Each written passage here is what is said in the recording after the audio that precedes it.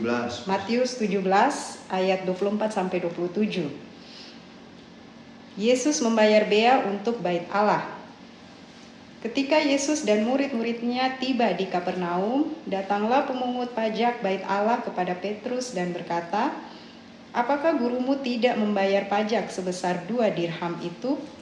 Jawabnya, "Memang membayar." Ketika Petrus masuk rumah, Yesus mendahuluinya dengan pertanyaan, "Apakah pendapatmu, Simon? Dari siapakah raja-raja dunia ini memungut bea atau pajak? Dari rakyatnya atau dari orang asing?" Jawab Petrus, "Dari orang asing." Lalu kata Yesus kepadanya, "Jadi bebaslah rakyatnya. Tetapi supaya jangan kita membuat mereka gusar, pergilah memancing ke danau. Tangkaplah ikan pertama yang kau pancing dan bukalah mulutnya, maka engkau akan menemukan mata uang 4 dirham di dalamnya. Ambillah itu dan bayarkanlah kepada mereka, bagiku dan bagimu juga." Amin.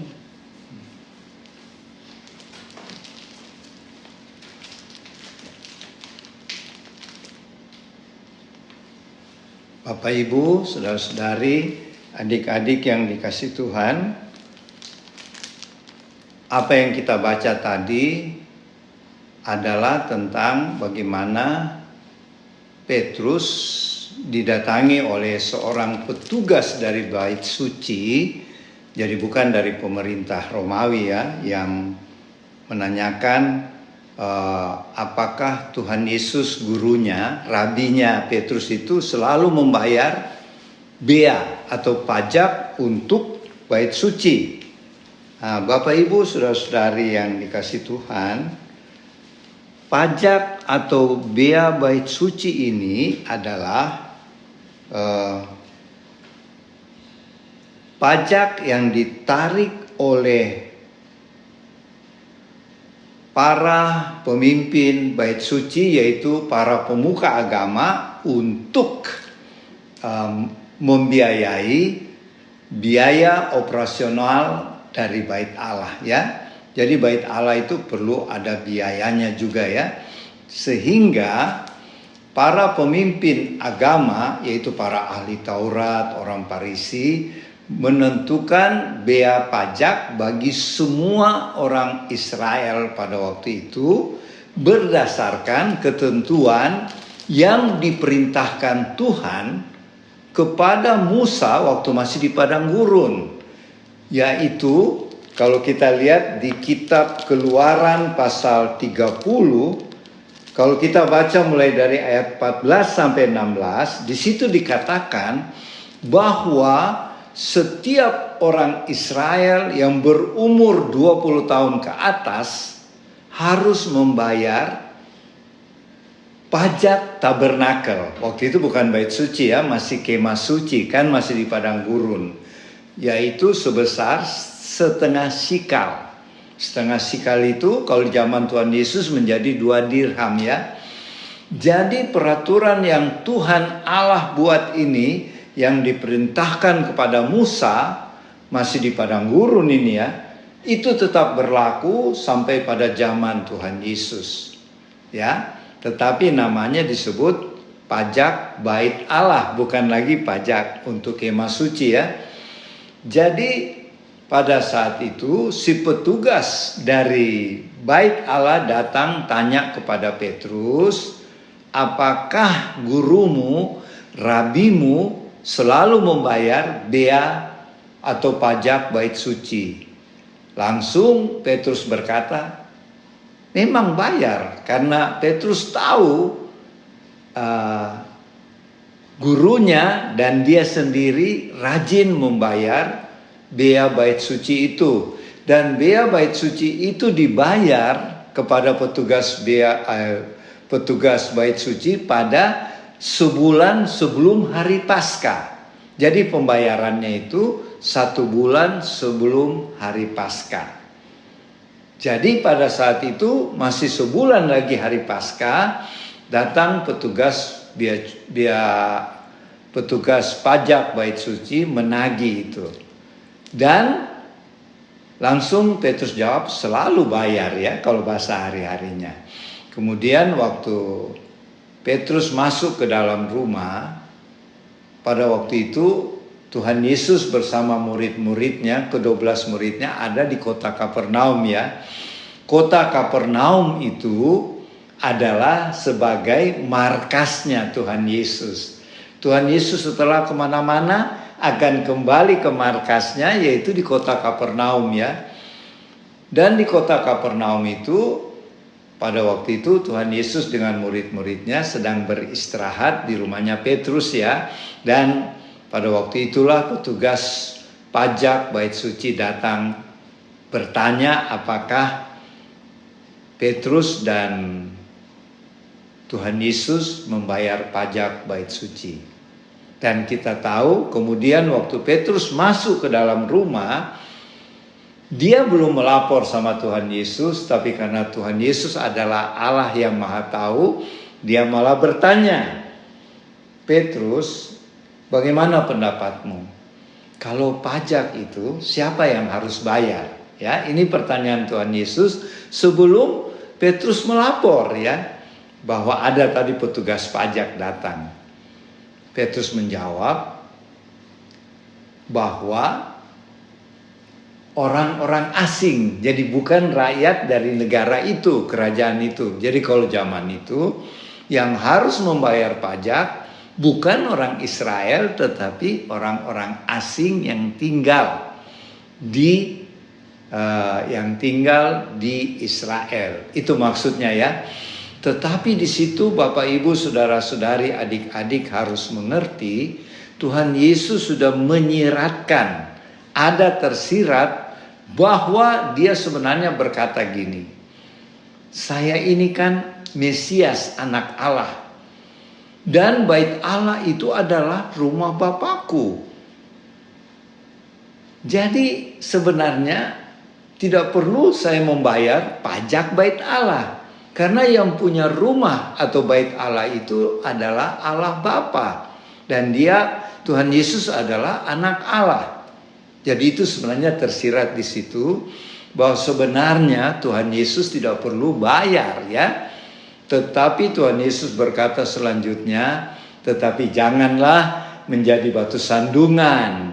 Jadi kamu Petrus, pergilah ke danau, pancinglah ikan, dan ikan yang pertama kamu dapat, yang kamu pancing, buka mulutnya, dan kamu akan mendapat mata uang 4 dirham, yaitu 1 sikal ya. Karena pajaknya itu setengah sikal atau 2 dirham 1 orang. Jadi Tuhan Yesus katakan, Petrus pergi ke danau, pancing ikan, dan buka mulutnya ikan itu, dan waktu kamu temukan di mulut ikan itu 1 sikal atau 4 dirham, jadi 1 koin ya, itu kamu pakai untuk membayar pajak buat kamu Petrus dan buat saya, buat Tuhan Yesus maksudnya. Jadi di sini kita bisa lihat ada beberapa hal yang bisa jadi pelajaran buat kita ya. Yang pertama kita lihat, Tuhan Yesus tidak membantah untuk membayar pajak kepada pemuka-pemuka di bait Allah. Jadi kita juga sebagai warga negara Indonesia yang baik, marilah kita juga tetap taat membayar pajak kepada pemerintah dan juga membayar hal-hal yang menjadi kebutuhan gereja kita, untuk baik untuk pemeliharaan gereja maupun untuk biaya operasional gereja. Ya, itu tentu kita lakukan pada waktu memberikan persembahan atau kolekte ya. Jadi Tuhan juga pernah katakan waktu ditanya oleh ahli-ahli Taurat yang mau mencobai Tuhan Yesus, apakah kita harus membayar pajak? Tuhan Yesus jawab apa? Tuhan minta dulu, ada koin. Nah, waktu ditunjukkan koin, Tuhan bilang, ini gambar apa? Ini gambar kaisar, orang bilang. Nah, Tuhan Yesus jawab apa? Berilah kepada kaisar yang wajib kamu berikan kepada kaisar. Berilah kepada Allah apa yang wajib kamu berikan kepada Allah. Jadi dengan kata lain, apa kewajiban kita kepada pemerintah berupa pajak dan lain-lain itu kita harus lakukan. Begitu juga kepada gereja ya. Jadi di sini pelajaran pertama itu, marilah kita menjadi warga negara yang taat, baik sebagai warga negara Indonesia maupun sebagai warga negara kerajaan sorga. Pelajaran yang kedua, bahwa ketika Tuhan Yesus memerintahkan kita untuk membayar pajak, biaya bait Allah, Tuhan juga menyediakan segala sesuatunya. Dalam hal ini uang ya. Jadi untuk membayar pajak itu kan Tuhan Yesus tidak pernah tidak bayar ya. Selalu dia bayar. Sehingga dia menyuruh Petrus, pergilah tangkap ikan. Pancinglah ikan di Danau Galilea tentunya ya. Dan ikan pertama yang kamu dapat, buka mulutnya, dan di dalam mulut ikan itu ada uang 1 sikal yang nilainya 4 dinar. Uang itu kamu bawa ke petugas pajak bait Allah, bayarlah pajakmu Petrus, yaitu 2 dirham itu, dan 2 dirhamnya pajak saya. Jadi 4 dirham ya, yang kalau bahasa waktu itu 1 sikal ya. Nah, pertanyaannya sekarang, jadi 11 murid yang lain bagaimana? Kan ini cuma Tuhan Yesus suruh bayar, Petrus dan Tuhan Yesus. Nah, ini kita harus kembali di kitab Keluaran 30 ayat 14 sampai 16. Di situ Tuhan Allah memerintahkan Musa untuk membayar pajak kemah suci yang zaman Tuhan Yesus jadi pajak bait Allah, yaitu yang berumur 20 tahun ke atas. Petrus pada waktu cerita ini usianya sudah 21 tahun. Jadi Petrus sudah berusia 21 tahun, jadi harus bayar ya. Karena Tuhan memberikan peraturan setiap orang Israel yang 20 tahun ke atas harus bayar pajak bait Allah ya. Nah, sedangkan Petrus sudah 21 tahun, jadi dia harus bayar. Kalau Tuhan Yesus jelas ya, 30 tahun. Kan dia mulai menjadi rabi atau mengajar di umur 30 tahun ya. Dan dia disalib pada umur 33 tahun. Jadi bagaimana dengan 11 murid? Karena Tuhan suruh bayar cuma 2 orang.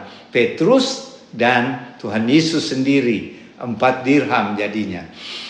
Kenapa? Karena 11 murid itu belum cukup umur 20. Jadi belum dikenakan bea atau pajak bait Allah. Dan memang menurut penyelidikan ahli kitab suci, murid-murid Tuhan Yesus itu yang paling tua adalah Petrus. Dan Petrus waktu itu berumur 21 tahun ya. Jadi waktu Tuhan Yesus disalib, Petrus sudah umur 24 tahun. Murid-murid yang lain paling tinggi umur 18 tahun. Paling tinggi. Yohanes malah masih 15 tahun. Yohanes yang penulis kitab Injil ya. Jadi di sini kita lihat Tuhan Yesus memilih murid-murid masih anak-anak remaja dan pemuda yang sudah menikah dan umurnya sudah 21 tahun, baru Petrus. Yang lain itu 11 murid yang lain, yaitu Andreas, apalagi Yohanes, Yakobus, Yudas, itu paling tinggi umur 18 tahun. Jadi kalau dibawa ke zaman sekarang masih kelas 3 SMP, kelas 1 SMA, kelas 2 SMA. Jadi Tuhan memilih orang-orang yang masih muda ya. Cuma mungkin kita jadi tertipu dengan gambar-gambar murid-murid yang sudah jenggotan ya. Tetapi sebenarnya mereka masih muda-muda sekali ya. Saya katakan kalau dibawa ke zaman sekarang itu murid-murid Tuhan Yesus masih kelas 2 SMP, 3 SMP, kelas 1 SMA. Jadi mereka tidak perlu membayar pajak. Nah, pelajaran apa kita dapat lagi? Bahwa jangan kita waktu mendapat panggilan gereja untuk melayani Tuhan. Wah, ada yang menjawab begini, wah saya masih terlalu muda, saya belum pantas. Tidak boleh berkata begitu ya. Kalau Tuhan sudah pilih, Tuhan sudah panggil, terima. Murid-murid Tuhan juga kan sebenarnya tidak ada yang layak menjadi murid Tuhan ya kalau diseleksi. Tetapi kalau Tuhan sudah panggil, Tuhan sudah pilih, itu pasti terjadi dan itu pasti adalah kemauan Tuhan. Dan kita percaya kalau itu kemauan Tuhan, tidak ada sesuatu pun yang bisa menghalangi. Jadi marilah kita laksanakan amanat agung Tuhan Yesus, yaitu memberitakan Injil kepada siapa saja, kapan saja, dan di mana saja. Kita percaya pasti Tuhan menyediakan segala sesuatu. Seperti waktu Tuhan suruh Petrus membayar bea bait suci, Tuhan sediakan, yaitu melalui penangkapan ikan. Waktu Tuhan menyuruh Petrus pancing ikan, dan ikan yang pertama kamu tangkap, buka mulutnya, pasti ada uang di dalamnya. Di sini kita lihat ada mujizat lagi ya, bahwa kalau Tuhan menyuruh, Tuhan pasti sediakan. Termasuk dalam hal ini uang, ya. Dan sebagai pengetahuan, ikan yang ditangkap oleh Petrus adalah ikan tilapia ya, tilapia. Kalau sekarang itu namanya ikan petrus ya. Kalau Bapak Ibu saudara-saudari pergi ke Israel, kalau dibilang mari silakan coba kalau di rumah makan ya, ini ikan petrus. Itulah ikan yang ditangkap Petrus waktu menemukan uang untuk bayar pajak itu. Sehingga ikan itu dinamakan selanjutnya ikan petrus ya, itu sejarahnya. Tetapi sebenarnya ikan tilapia itu adalah, kalau di Indonesia namanya ikan mujair ya, ikan nila atau ikan mujair. Jadi dari firman Tuhan hari ini kita bisa ambil pelajaran. Satu, taatilah apa yang ditetapkan pemerintah, apa yang ditetapkan oleh Tuhan melalui gereja. Dan percayalah pasti ada mujizat ketika kita melakukan perintah Tuhan. Ya. Dan demikianlah, semoga firman Tuhan kali ini menjadi berkat, dan selanjutnya nanti Oma Palar yang akan melengkapi. Tuhan Yesus memberkati. Shalom. Selamat siang Bapak Ibu, saudara-saudari, teman-teman warlot. Kita jumpa lagi pada siang hari ini. Saya melanjutkan menambah apa yang tadi Opa sudah bawakan mengenai Tuhan Yesus membayar bea untuk bait Allah. Dari pembacaan kita hari ini ada di situ peran anak-anak Tuhan dalam kehidupan bermasyarakat, kehidupan dunia. Bagaimana peran kita sebagai anak Tuhan di dalamnya. Kita turut ambil bagian di dalam kehidupan dunia ini, yaitu membayar bea untuk kehidupan memelihara bait Allah. Itu termasuk kita di dalamnya anak-anak Tuhan. Ada pekerjaan-pekerjaan dunia yang bersangkut paut juga dengan Tuhan. Di dalam kehidupan kita bermasyarakat, di situ Tuhan ada di situ. Kita untuk kesimpulan kita memikirkan, menyimpulkan bahwa Tuhan di dalam segi kehidupan kita, dimanapun kita berada, kita beraktivitas, di situ Tuhan berperan. Sekarang menjadi pertanyaan pada kita, apakah peran kita di situ mendapat sesuatu yang berguna untuk dunia, secara dunia, atau berguna untuk Tuhan? Atau kita memikirkan dunia itu kita bawa untuk membawa Tuhan di situ. Sekarang pilihan kita yang mana? Tetapi pembacaan hari ini bahwa Tuhan juga waktu hidup di dunia sebagai manusia ikut perannya di dalam kehidupan dunia. Bukan berarti Tuhan. Waktu itu kita harus punya pemikiran dulu bahwa Tuhan adalah manusia 100%. Tapi hidupnya hidup di dalam Tuhan. Dia tidak menampakkan secara nyata bahwa dia anak Tuhan, anak Allah. Tetapi dari kehidupannya, siapapun yang mengenal Tuhan Yesus, yang mengenal kata itu belum ada Tuhan, tetapi mengenal Yesus, dia adalah seorang manusia biasa. Tetapi nampak kehidupannya menampakkan kehidupan Tuhan di dalamnya. Buah-buah kehidupan Tuhan. Buah-buah roh di dalamnya. Nah, ini kita harus menyadari dulu. Sehingga apapun yang dihadapi Tuhan Yesus waktu zamannya dia masih ada, semua bertitik tolak pikirannya, perbuatannya, sikapnya, tutur katanya adalah warna Tuhan sendiri. Warna Tuhan Allah. Warna buah-buah Tuhan, Roh Kudus. Sehingga waktu pembacaan hari ini, Petrus yang ditanya oleh petugas pajak, apakah Yesus juga membayar? Dia katakan bayar. Dia katakan bayar. Dan selanjutnya kita sudah baca. Saya tidak ulangi.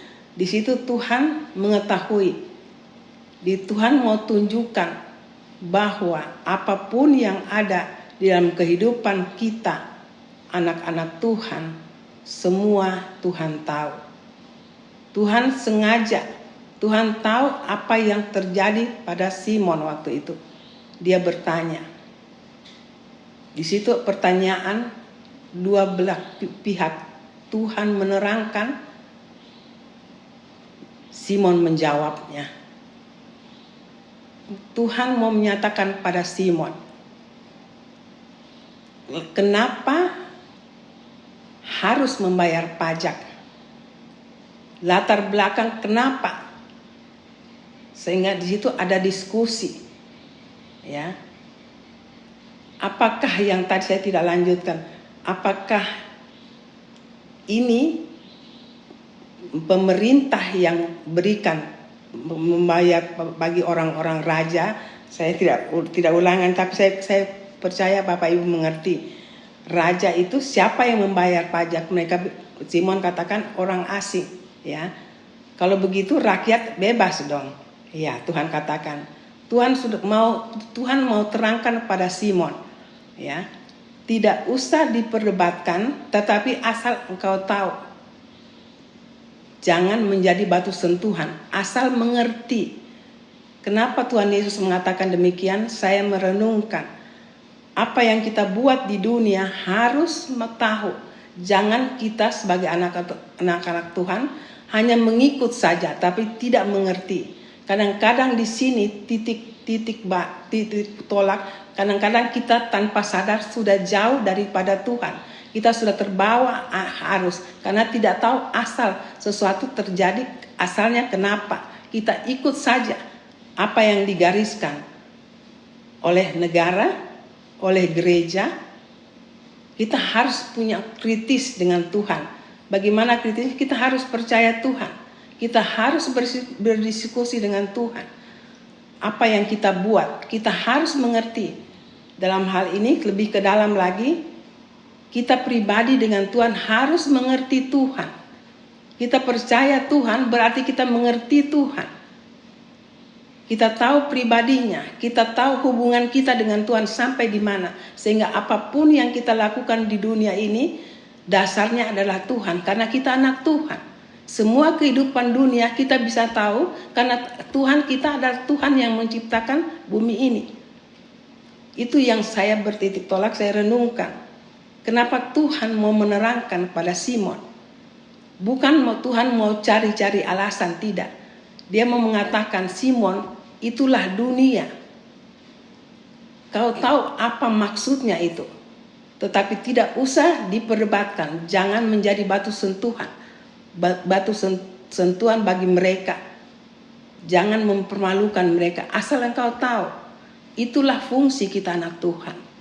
Paling tidak kita harus berdoa. Kalau ada hal-hal yang tidak menjadi harus kita menjadi batu sentuhan untuk sesuatu. Tapi kita tidak bisa bikin apa-apa. Kan mari kita berdoa. Itu saya renungkan dalam-dalam apa maksud Tuhan. Karena di situ ada Simon yang bekerja sebagai murid, tapi anak Tuhan, ya. Bagaimana dia jalankan kehidupannya setiap hari, dia harus mengerti.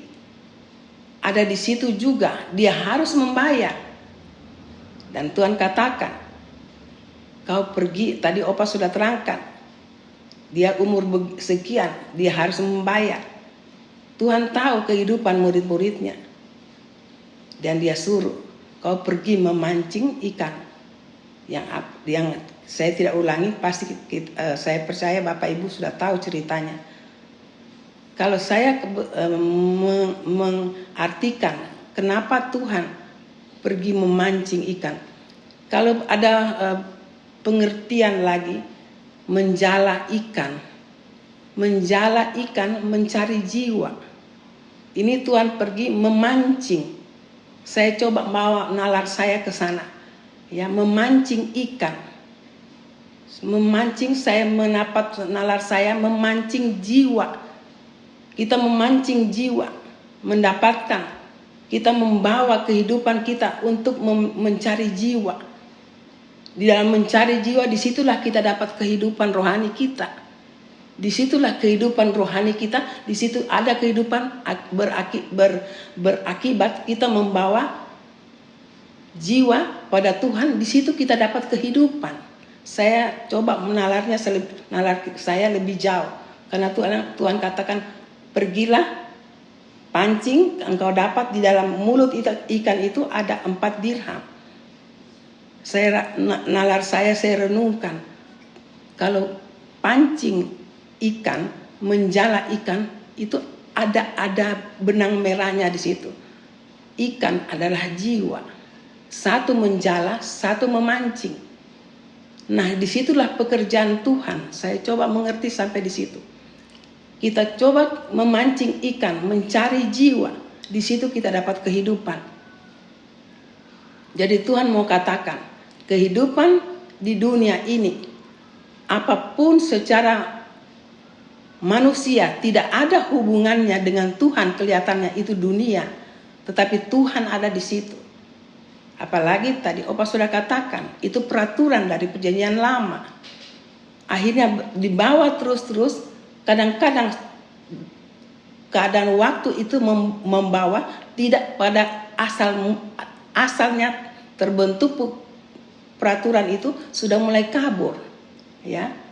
Seperti yang tadi Tuhan Yesus terangkan sama Simon. Siapa yang orang asingkah atau rakyat?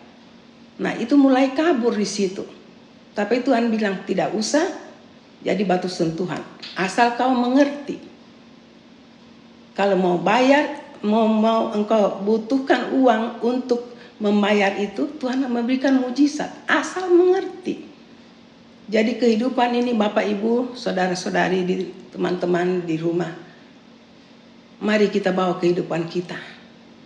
Apapun kita punya kehidupan, tetap Tuhan ada di situ. Mengertilah pribadi Tuhan. Tuhan tidak pernah tinggalkan kita sendiri. Apapun kita punya kehidupan, enak tidak enak, berawal semua adalah Tuhan. Karena Tuhan yang tahu kehidupan kita. Tuhan yang tahu jalan keluarnya. Apakah dalam hal ini kita salah atau benar? Tetap intinya adalah Tuhan yang membuat jalan keluar, yang memberikan jalan-jalan yang baru. Karena kita mengerti. Dalam hal ini Bapak Ibu, saudara-saudari di rumah, mengertilah. Saya ulang-ulang setiap kami bawakan khotbah. Tidak ada lain.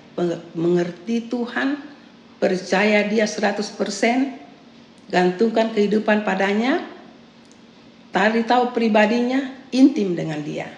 Maka apapun apa yang kita alami di dunia ini tidak pernah akan salah. Walaupun mungkin kita salah, tapi Tuhan datang untuk membenarkan kita. Kita tidak pernah salah di mata Tuhan. Yang benar, yang salah Tuhan benarkan. Sebenarnya kita adalah Tuhan, ciptaan Tuhan, kita benar. Tapi karena kehidupan kita di dunia, Tuhan tahu. Jadi itu Tuhan katakan, salah atau benar tetap dengan aku. Apa yang kamu tidak mengerti, aku berikan pengertian.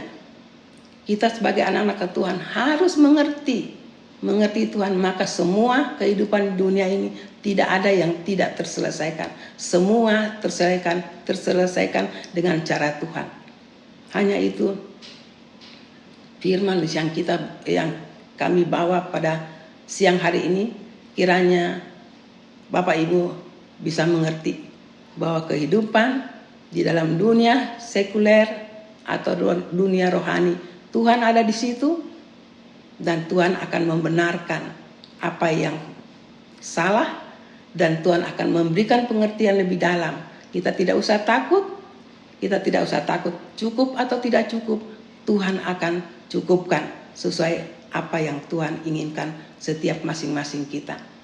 Kiranya firman singkat pada hari ini membawa wawasan kita dengan Tuhan lebih dan lebih lagi. Kiranya Tuhan memberkati menjadi satu persembahan yang harum bagi kehidupan kita di dalam Tuhan. Sampai kita bertemu lagi minggu depan, Tuhan Yesus memberkati. Amin.